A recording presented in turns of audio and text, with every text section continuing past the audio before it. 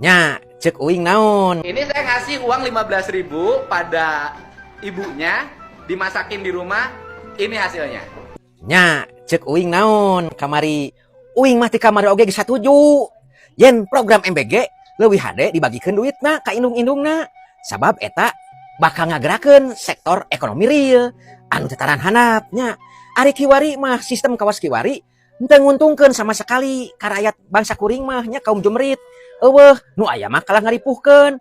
Nah kumaha cenah amang bisa ngaripuhkeun kitu? Nya heueuh atuh. Sok gara-gara MBG beas jadi mahal, endog jadi mahal, daging hayam komo, minyak goreng jadi mahal.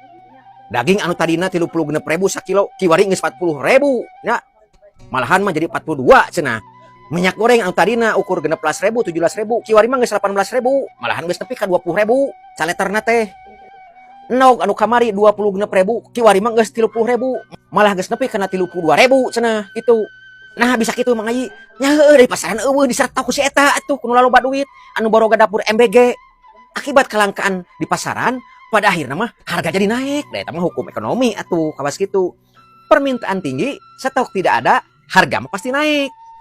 Anu pada akhirnya sistem MBG anu kiwari dijalankeun geus teu nguntungkeun ka rakyat leutik. Henteu jadi stimulan bakomo nya. Ah, jauheuneun kitu mah. Nah kumaha tuh dongengna, Mang? Bet satuju lamun dibagikeun duitna. Kieu nya dongengna mah gampil.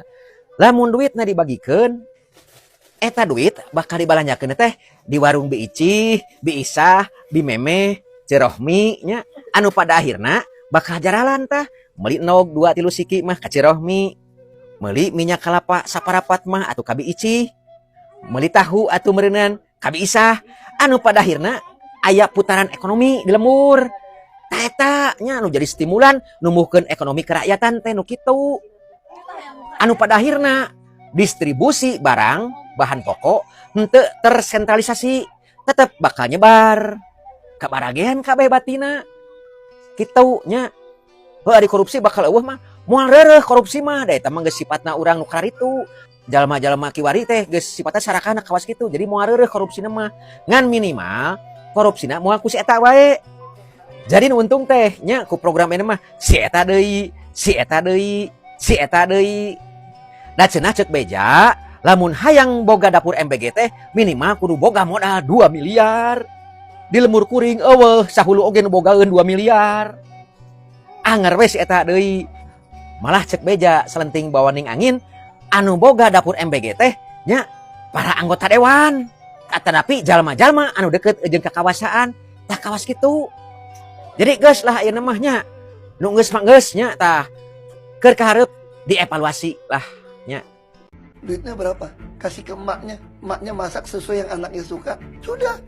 Daripada pengadaan, ada yang ngambil untung, ada packaging, ada tender. Jadi uangnya langsung dikasih ke ibunya? Ibunya aja. Terus hemat satu kementerian, urusan begitu.